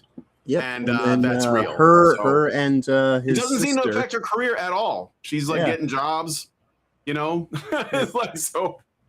Yeah, and oddly enough, after he took his own life. Unfortunately, his sister and Zoe Yep. inspired to work together to go about creating the funding models. That's Yes, that's right. And I That think we're that dealing ended with. up creating Sweet Baby Inc. in a way because they Mhm. were part of that ghost, Yep, ghost, baby ghosts, baby ghosts, weird and ghosts, and yes. yeah. I got a whole thing on it. Like, Yeah, way back yeah. when. Yeah. It's an iceberg. The iceberg goes deep. Yep. Yeah. All right. Let me see what you guys are saying about this one in the comments. Were you excited for State of Decay? Did you ever play those games before? Let me know what you guys think. Norwegian Black Templar says, who in their right mind would want this STD incubator anywhere near their dev team? She probably blew everybody, dude. Saltpeter Taffy says Zoe Quinn should be remembered only as the woman who goaded Alec Haloka into ending his life. I know. I'll wait for Stupid Never Dies. I don't know what that is. My chat didn't show up, Raging Rat. I played State of Decay 1 on the 360 arcade. Huh. I don't what is that game? I don't even know. I'll have to look it up. He says it was pretty good. Okay. Yeah. All right. Well, let me know what you guys think about this one in the comments. We're going to move on to the next story. Yeah. So I just learned this before the show started, but I thought I would mention it to you guys. Tonight on Netflix, we're going to have Ronda Rousey fighting Gina Carano. So do you guys know about that? I know it was something that we were talking about. I was actually looking forward to seeing it, but it's going to happen tonight. So I thought it could be fun, just like your typical like lesbian argument playing out on television on Netflix. Who are you rooting for? I'm naturally rooting for Gina Carano. I just wanted to win. I don't have a problem with Ronda Rousey. I have anything against her, but I'm not. No, I won't pay for Netflix. I'm just at some point I'll get the highlights. Like, did you guys see? Was it last week that Strickland beat that Muslim guy in an MMA fight? You know, it was a championship match. It was Don Strickland. I forget his name. Sounds vaguely familiar. And he was up against like a Muslim guy who had been champion for a while. And everybody thought that Strickland was going to lose because I think he's a little bit like older, but he won. He won the match. He's champion now. So I thought it was like, I didn't watch the fight, but everyone was talking about it and I saw some highlights. And I was just happy for him. So yeah, we'll see how this one goes. I don't know. Let's see how it goes. So we have like their stats here. Saying something about either doing like maybe either a watch along or maybe after the event. Are you gonna be like tonight? So I don't know. She said something about it like right as I was waking up this morning. It was one of those messages I was getting to right as I was getting ready. I'm like, so maybe tonight. I will more than likely see this at some point today, probably while it's happening, and either be commenting on it while it's happening in real time or. And Ronda Rousey lost 100 pounds to get ready for this. I mean Gina, I mean Gina. Gina lost 100 pounds to get ready for this match, which is very impressive because she did it in a pretty short amount of time. Sean Strickland, yes, versus Hazmat Chimaev. Thank you, Ray Gabriel. Sean Strickland won. I don't watch MMA stuff, but I gotta admit, when I was like looking at people talking about the highlights, it reminded me of the days when I used to watch pro wrestling when I was young. So a lot of excitement. So yeah, let me know what you guys think about this. You want to see how it goes? I'll look at some of your comments. Again, I'm rooting for Gina because she needs like some W's in her life right now. So I hope that she wins. Deadly Do Right says, man, if only I didn't have to pay for Netflix. Yeah, I feel that. Saltpeter Taffy says, girls on trampolines. Norwegian says, you can watch women fight for free at lesbian bars. Yeah, but they're not nice to look at. These women are at least nice to look at. Mr. 0303 says, Rhonda is an arrogant cunt. Deadly says, I hope Gina pushes Rhonda's shit in. Rhonda needs a reminder of why she got pushed out. Her ego. Wow. Raging Rat says, goodbye, y'all. I need lunch. Well, enjoy your lunch, man. Indeed. Safe travels. Mr. 0303 says, period blood for the blood god. Robert Johnson says, yeah, Hamzat was a sportsman about the loss. He put the belt on Strickland after the match. Yeah, I saw that. That was very cool. That was very based. Deadly says Gina was hot in Mando 1 and she lost 100. She's gonna be a smoke show. Yeah. Well, Oh, I mean, yeah. she was thick when she was like, I didn't mind that. Gabriel says I don't watch female MMA. Void MA. All right. Yeah, so I don't know. I mean, like I said, I'll probably look at the highlights later if there are any. It might not be like super high energy. So, but all right, with that said, let's look at some cake. Thank you guys for your comments. First thing I want to show off is something pretty interesting. So, there is a you guys familiar with the game franchise Twisted Metal? Twisted Metal? Of course, Anybody? yeah. Back You when ever David played Jaffe Twisted Metal, didn't John? suck. Yeah, back when David Jaffe didn't suck. Yes. Yeah, back when David Jaffe had balls Yeah. and didn't give them to his daughter. So Twisted Metal was one of my favorite games. Like my friends and I would play it all the time. We play like versus mode. And I think there was a co-op as well. Even though we had played through many times, we just do it like, Twisted Metal 2, especially Twisted Metal 2 and Twisted Metal Black were like the ones I played the most. I played the original Twisted Metal.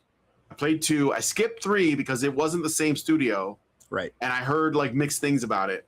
Which is I why they played made Black. Black, because it was supposed to be return to, kind of. Yeah, what the no, movie's supposed Black to be. was really good. Yeah. Like, I mean, and it was actually for the time, the graphics were very good for the time. On the PlayStation 2, I actually have, I want to say 2 versions of Twisted Metal Black. Like I have the disc and I also have it on PS3, like as a download, because they had classics you could buy, digital classics of Twisted Metal and some other games.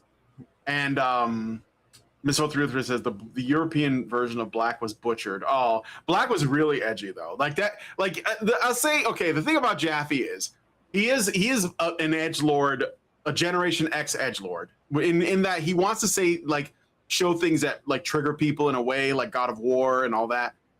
But it's in a way that's it's borderline cringy. And Twisted Metal Black is trying so hard to be dark. it's a bit cringy. Like when you look back on it. But like Mr. Grimm is a cannibal and like they're just like so over the top. But for games they were a lot of fun. And the only other game franchise that came close to being as good as that was a game called Vigilante 8. Oh, and then there was that one that was also made by the same team that was another vehicle game, Rogue Trip. Anybody remember Vigilante 8 or Rogue Trip? Anybody? Vaguely. No, Dude, long time. I had those too. They were fun, but Twisted Metal's the classic. Anyway, we know there hasn't been a new Twisted Metal game since Twisted Metal for the PlayStation 3, which was a disappointment because of the changes that they made with like essentially they made it to where the cars and the drivers were separate and it had like this multiplayer thing. And it just was like people didn't like it. And it came out at the end of the PlayStation 3 life cycle, which was kind of stupid because it could have been a PS4 release and it probably would have been a lot better and had like more of a let's say more people playing it, better online, things like that. Okay.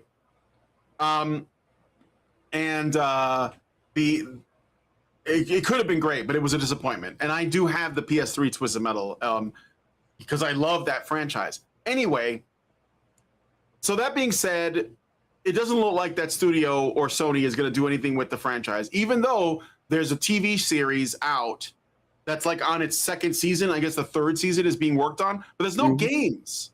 So it's like, well, why are we doing that? Like, who's this for? Why isn't there a game for it? Maybe they're working on something, but if it isn't like the same guys, it doesn't have to be Jaffe because he's cooked. But like, if it isn't the same guys that brought us like Twisted Metal 2 and Twisted Metal Black, then do I even want it? Fortunately, though, we have a fan who got a bunch of other fans together and they made their own Twisted Metal game, and you can get it for free right now. It's called Twisted Metal 5 or Twisted Metal V, and here's the trailer for it. Wait, hold on. There's no music. I gotta stop and reshare it. Yeah. Give me a second. Sorry about this.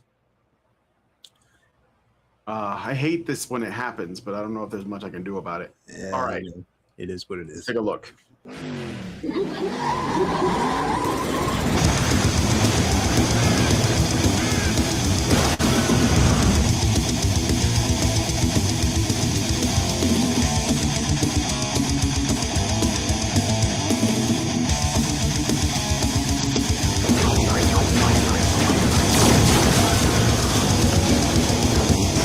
Yeah.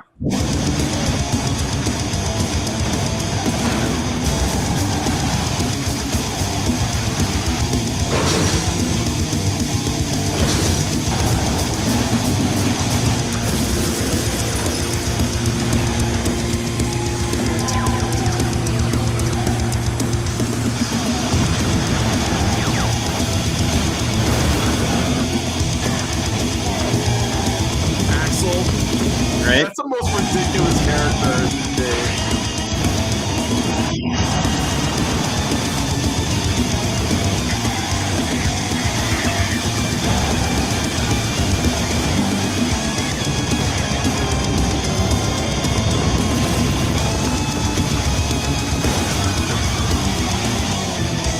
Environmental effects. There was like a demon with an axe running around. Mm-hmm. Yeah, no, this looks like a great labor of love. It is. Yeah. So, Twisted Metal is going to have a well, it's already out. So it's out. You can just look up Twisted Metal 5 and you'll find the trailer. And in the description for the trailer, you'll find a place to download it. So you can just get the game for free. It has over 50 characters and vehicles. It has like a shit ton of levels. Every driver, all 50 something characters had their own story endings, complete with voice acting. It has a tournament mode, and all of the combat vehicle gameplay you've come to expect, with special attacks, weapons, power-ups, and even like the input attacks. I don't know if you guys remember the old Twisted Metal games. They had like you could put inputs in and do like special shots, because David Jaffe wanted to take his vision was to take like fighting game mechanics and apply them to vehicle combat. So it has like fighting game mechanics in it in a way, right? And it was built from the ground up by one guy named Angel V. Mendez. And then he had a bunch of volunteers come on that helped him with all the other things, the music, the writing. They wrote the stories for all the characters, the artwork, and audio, and other audio contributions. It is available as a free download on the YouTube channel. The only problem is, unfortunately, there is no multiplayer or online components, because it doesn't have multiplayer or online, but it has single player stories and like other things that you can play on your end. The reason for this is because he would have to rebuild the entire game, and I guess he just isn't, despite all of the heavy work he put into it, he even recently put in like a big graphic upgrade. He just isn't like able to do that. So maybe some hero will come along that understands how to add like those features, and they will give this a massive overhaul that includes that. But this is probably like the biggest Twisted Metal thing you're going to get in a while. So if you're interested, I mean, we can't play it together, but if you just want to play Twisted Metal for free and have all the characters, and not just all the characters from previous games, but a bunch of new ones and a bunch of unlockable bosses and a shit ton of levels, then yeah, I mean, I would say check out Twisted Metal 5. Yeah, and it's like the very definition of a passion project rather than a corporate product. So yeah, it's pretty awesome. Yeah, definitely check out Twisted Metal. It looks good. I'm going to download it after this stream is over, because I'm really curious about it. All right, let me see what you guys are saying, and then we're going to move on to the next thing. Gabriel says, Rhonda used to boast about beating one of her ex-boyfriends and thought she could beat Mayweather. Oh, shit. Wow. Deadly says, women's MMA is more bloody than the guys, in my honest opinion. Deadly Dude right then says, dude, I played a ton of V8. I know you meant to say 8, right? Because that's the asterisk. But Vigilante 8 on N64. Me too. I like the guy. There was a guy who, I forget what he had. I think it was like a van or like a camper or something, and he would summon UFOs. That was a weird game. I love the 70s aesthetic it had. Yeah, Vigilante 8 was great. Saltpeter Taffy says Cell Damage was a good game in that vein for the GameCube. Oh, I didn't know there was another car combat game. Yeah, there's also a Carmageddon at the time as well. Well, Carmageddon, wasn't that just like a demolition derby type of thing? Yeah. It was much more. It was very modest compared to Twisted Metal, and I think technically you could probably even say Blast Core to some degree on Nintendo 64 way back. Yeah, in the day. It was. Yeah. John Ford says Twisted Metal was on PSP as well. Yes, Twisted Metal PS3 made Mr. Grimm black. Was he black? I can't remember. I just know he wore like a skull. Oh, the PS3 one. Yes, you're right. He was. I was thinking about Twisted Metal Black for PS2, where it was like a guy wearing another man's skull as a faceplate. Very Pantera vibe to that music. Mr. 03 says looks awesome. Why spend $90 on AAA garbage when you can just download this? Yeah, you'd be playing by yourself, but still. You Wrong says Sony killed Twisted Metal because they wanted to save money. That's why this franchise died. They laid off everyone that cared about it and quietly killed it. Oh, that sucks, man. Maybe they should do a spiritual successor or make a sequel to Rogue Trip. Rogue Trip was pretty good too. I don't know if you guys remember that one, but that was a car combat game. I remember one character was a guy driving like one of those like giant hot dog cars in it, and the hot dog would lift up and slam down on people.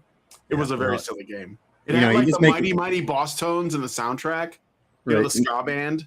Yeah, so, he does make a very valid point though about it being killed because yes, it was too toxically masculine. Probably, yeah. Ergo says the team making the game can be different, but they need to have the same spirit motivating them for sure. Mr. 303 says, I want to see more of this. Fans reviving franchises because they care. Absolutely. Well, they've like I already said, I mean, not that it's a problem, but I already talked about JoJo's Bizarre Adventure Last Survivor, which is sort of like the arena combat game, not fighter. That is sort of like Fortnite, but it has like JoJo characters that somebody managed to get the whole thing off of like the arcade machines in Japan and just make it available here. And it's also free and you can play online with people. Yeah, so and there is very much an emerging trend of people using AI coding software to help them make ROM hack games, basically. So there are going to be a lot of free sequels to things that you enjoy coming out in the near future by people who actually give a shit about the thing and not necessarily making money. They just want to have good games. Yeah. Gabriel says Grimm was a human in black and PS3. He was literally death in the others. Yeah, they would change the canon in every game almost. When I played Twisted Metal, I mained Mr. Grimm. He was my main from the beginning because I was like, oh, I want the guy in the motorcycle because everyone else is driving trucks and cars, and I'm gonna get the guy in the motorcycle. Like that seems like I don't know, just right up my alley, like challenge wise. But I also really liked Hammerhead, which was like the 4x4, like the monster truck. It was a monster truck that you could like run people over with. Yeah. That was another favorite. A friend of mine would always play Spectre. I hated that car because it shot missiles that were guaranteed to hit because they were homing and they would go through walls. Yeah. I hated that car, but yeah, was another one I liked. There was in Twisted Metal Black, there was a guy who drove a hearse, I think it was. No. He drove like a church car. Like he was like a zealot, and like he would throw like followers, like cult members, and they would land on the car and explode. Like they would like be suicide bombers. It was a lot of fun. I love those games. So I'm definitely gonna download this. It's sad that it's not multiplayer because that was like one of the best things about it when I used to play it. So. All right. Anyway, let me know what you guys think about this in the comments. Again, if you want the link, I put it in the Discord server in the Hype Train room. Nice. And in there, you should see the YouTube video, and in the description of that video is a link to download the game. So check it out. Indeed. All right. Next up, we have a trailer that I think is exciting for a little movie called Highlander, starring Henry Cavill and Russell Crowe. And this looks pretty good. So I don't know if you guys like Highlander, but here we go.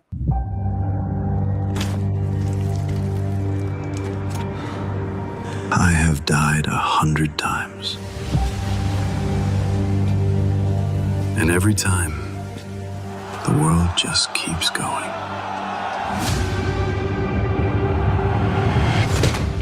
Wondering if there's anyone else out there. You and I are the same, McLeod. We have always been the same.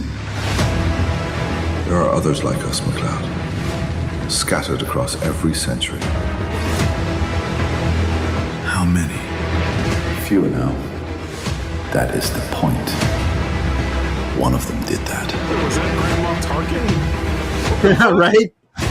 Look kind of like him. He enjoyed Dude. every moment of it.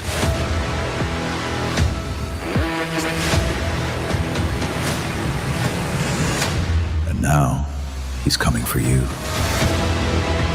We are not the same, McLeod.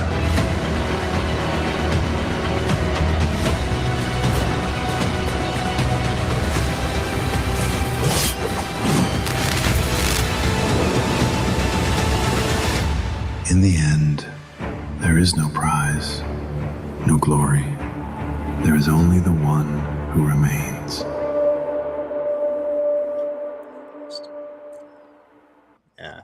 So that's obviously Cavill is taking the role of Christopher Lambert as Connor. Yes. Russell So, Crowe's yeah, Ramirez and Batista is going to be the Kurgan. the Kurgan, yeah. So look, not a fan of Batista. He said some dumb shit, but I like. hey, Henry you're gonna Cavill. watch him get I his like head Henry removed. Cavill a lot, so I'm gonna give it a shot. Right, not to spoil anything, but the movie's nearly 40 years old. It's like 35 years old, but yeah. Batista, I mean, Batista look. won't be around for a sequel if they get around to one. The Highlander is a really weird franchise. Like it's only the first movie is good, honestly. Like The Quickening, I didn't see. but I Diminishing remember- returns.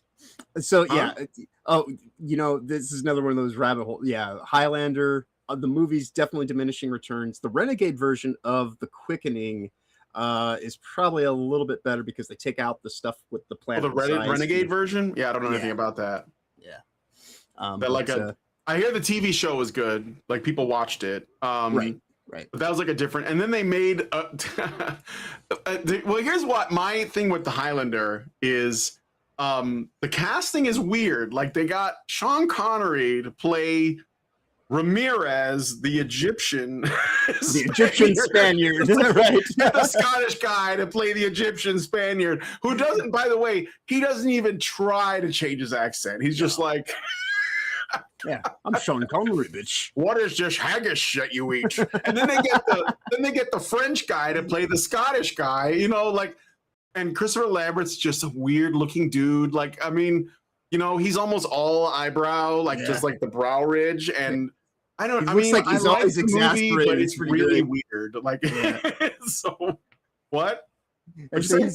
I say he always looks like he's exasperated. Like, what the fuck? It's like kind of like every moment of it is just like. I don't know why Christopher Lambert got work. I don't dislike him, but it's just he's just a strange guy. And then I think everybody's good in it. Like the original Highlander, I love it. Then there was the one with Mario Van Peebles. I think that was like the third one, Yes, and I was. That one has a couple, and that's the thing too. Is like the only one that actually still has its original name is the original Highlander, because the Quickening became the Renegade version because of the whole bunch of back end accounting bullshit. Highlander 3 is known as either the Final Dimension or the Magician, depending on what part of the world you're in, or like and then there's Endgame. Endgame, was, yes. Where they which bring was the show and the movies together, and they put like, is it Connor McLeod? Is that his name? Connor and Duncan, and Connor takes the backseat to Duncan, and it's just like they completely undermine his character. And, and there's this move called the End Game, and the guy's got the sword behind his back of his head, and I'm like, what am I looking at? I mean, look, I don't know. Like, I love a good B movie. Like, I'm very forgiving on that, because I think ultimately you get B movies when you have like people that just want to see something wild on screen, and they can't pitch it to like big studios because they're like, well, no one's going to watch that. So they just make it on their own. And I find that admirable. You could not pitch Highlander as a concept before it became a thing, you know, like a cult classic. You can't pitch that. Like, yeah, we want like Scottish immortals that are like trying to decapitate each other to get their power, absorb their essence, and become stronger. Why? It's just cool. Like, I just want to see a bunch of duels with different kinds of sword fighting, because that's what it is, really, right? Mhm. So, I think Henry Cavill's great. I recently saw like when he was making the Highlander movie, he's working on it. I think he was in, I don't remember what part of the world. It was in Europe somewhere, I think. And he was gifted a complete like Warhammer 40,000 Custodes set. And there was a photo of his excitement because he's such a nerd for that shit. And that, I mean, for that, I just admire him. Like, I just like Henry Cavill. So, and he also is somebody who seems to really care about like loyalty to source material. He's one of the few people in Hollywood that care about that stuff. Hence him leaving The Witcher because they kept like, you know, straying from it and killing it because it's basically dead now. And his issues with Superman, his issues with other things. For some reason, it fails to remember. But I know The Witcher was like a big one, and Superman, and his like interest in doing a Warhammer project. You know, that tells me that he's at least going to be like, we have to treat this right? Because Warhammer, at the end of the day, it is about the lore and getting that right. So I'm excited for Highlander, to be honest. I would watch that. All right, let me see what you guys are saying really quick, and then we're going to go on to the last trailer, and then we got to quit. So, You Wrong says, well, Sony bought out Single Track Studios and gave it to 989 Studios. Those are the guys who made Twisted Metal 3. Made a flop because they fired everyone that made it great, then axed the 989 Studios because it flopped. Standard Sony. And I stand alone hoping for the return of Snowboard Kids. SSX tricky, right? Right. Master Goa says, I like the Highlander show, but never watched the movies. Ergo says, Brian, did you watch see the first episode of Steel Ball Run? Yes, of course. But I'm gonna wait until September for watch it regularly when it comes back on. Let's see. There can be only one. Yes, the best thing. Gabriel says there's a Highlander PS3 360 game that got leaked fully playable recently. Oh, really? Oh, that's cool. Mr. 303 says Sean never does accents. In The Hunt for Red October, he was a Scottish Russian, a Russian submarine commander. When he was in The Untouchables, he was a Scottish Irish cop. Not that I can tell the difference because the Irish and Scottish sound the same to me. But all right. Well, anyway, let us know what you guys think about this one in the comments. All right, last one we're gonna look at is this movie from Laika Studios. Laika Studios are the stop motion animation team that gave us Box Trolls, Coraline, Paranorman, and Kubo and the Two Strings. They're basically among the best, like in terms of animated. They're not going to win awards because they never do, at least not enough. But let's take a look at this. This is called Wildwood. He's gotta go outside sometime. No, he doesn't. Promise me you won't leave the house. I promise we won't leave the house.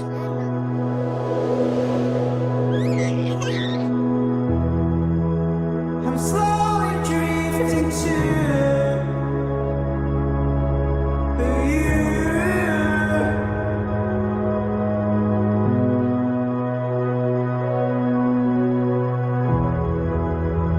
Stars and planets are calling me.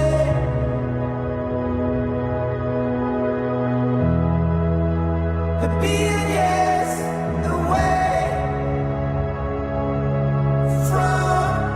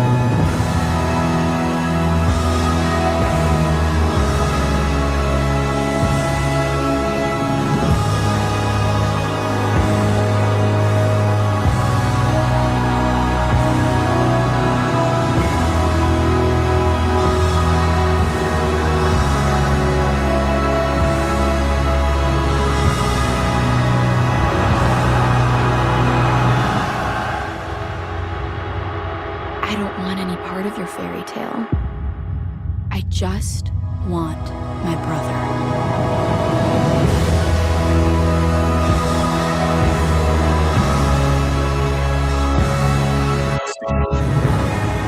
It's pretty enchanting. It's like you can see all the talent, skill, and ability from their days of doing stop motion in a CGI. Like they give the attention to detail and just those individual frames and whatnot that's going on. And that's wow, it's pretty sweet. Yeah, these guys are fucking insane in their ability to do stop motion and make it look like CGI. There might be a little bit, I don't know, but there might be a little bit of CGI helping.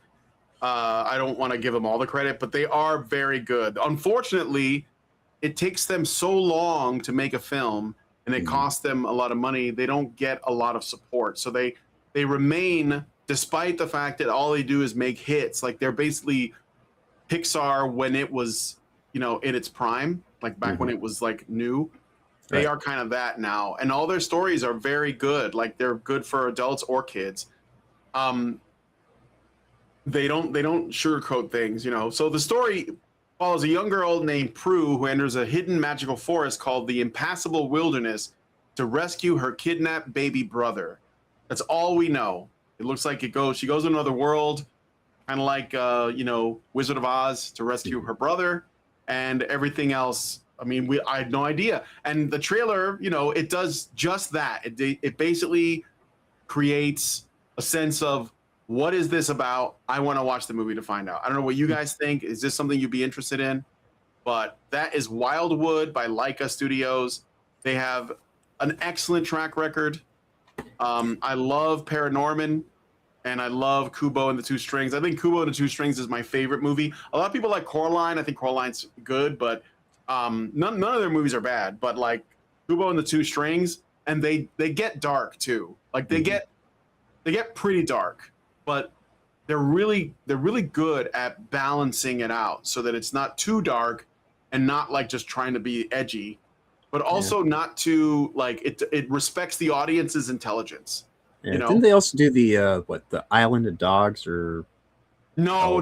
That was no, that's it was also that was the people who did Fantastic Mr. Fox, I guess. Yeah, that was Wes Anderson that made that. Yeah. So, So anyway, let me see what you guys say about that. What you guys think about it? Are you gonna check out Wildwood? Are you interested in Highlander? Because I mean, we're gonna get trashed like the Odyssey. We might as well know what's out there that could be interesting or exciting. I think Highlander is going to be solid. I think Wildwood is going to be great. I'm not even worried about that one. Yeah. All right, so let's see what you guys are saying, and then we'll wrap it up. So, Ergo says there can be only one movie. Norwegian says, I have no idea what this is supposed to be about. That's the point. Gabriel says, they sound completely different. This is why Yanks get made fun of. I don't know what you mean by that. I don't have the full context. John Ford says, I got to see Coda live at Anime Convention. Then on Saturday, I got to meet him. That's cool. Norwegian says, CGI is fine as a touch-up tool. Mm-hmm. Mr. 303 says, I wonder who was the guy trying to commit suicide. Yeah, that again, they get you. Like, what is this about, right? Very interesting. All right. So thanks, guys, for all your comments on that. I do have to get out of here because I got like a hard stop and I still went over somehow. So, John, let us know where you're going to be this week. Yeah, in the interest of time, I'll just say that I'm going to head over and join in with Will's live stream here in a second, and I can give you any further details beyond that. But I do want to thank everybody who joined in to hang out with us to start off the morning or at the end of the day, wherever you're at in the world, and all times in between. We do appreciate all the likes, shares, follows, reposts, donations. Any way that you show us support, we are very greatly appreciative here. And always great time having these conversations with you at the end of the weekend. But of course, that said, y'all have a wonderful weekend going forward. Safe travels ahead. Be awesome as always. Okay. Well, if you guys like this video, please hit like, subscribe if you're not already subscribed, hit the bell for notifications, leave me a comment. Let me know what you guys think about what we talked about in the show today, and share the video because sharing is caring. Thank you guys so much for coming on this episode of the Week in Culture, and we will talk to you guys in the next one. Long live Vivian. King Xerxes offers his respect, ma'am. All he asks is that Sparta kneels a simple bow and your people will be spared. Don't call me ma'am. My apologies, miss. Xerxes is generous. He only wants your loyalty. Surely even a delicate thing like yourself can understand that.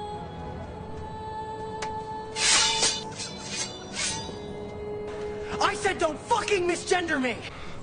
Ma'am, calm down. No need to get emotional.